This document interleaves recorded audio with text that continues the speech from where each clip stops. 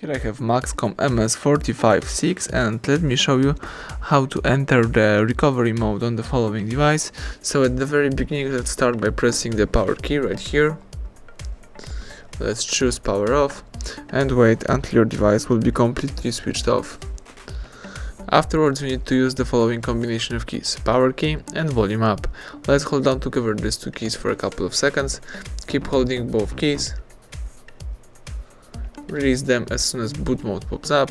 Here you can navigate by using volume up and confirm options by pressing volume down. So let's choose the recovery and press volume down to confirm it. Now the device is booting into recovery mode and the Android no command logo pops up.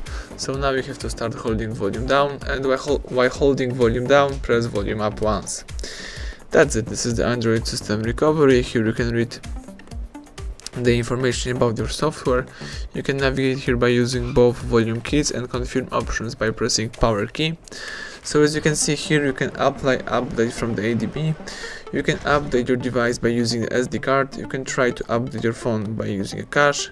You can accomplish the hard reset operation by choosing wipe data factory reset. You can wipe cache partition, backup user data, restore user data, check root integrity, reboot to bootloader. You can power down your device or view recovery logs.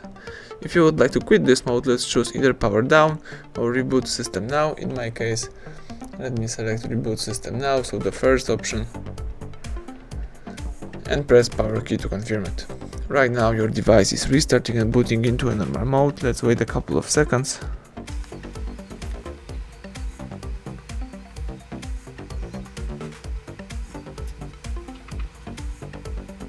Excellent, the home screen just pops up. Now you can unlock your device and start using your device in a normal way. Thank you for watching. Please subscribe our channel and leave thumbs up under the video.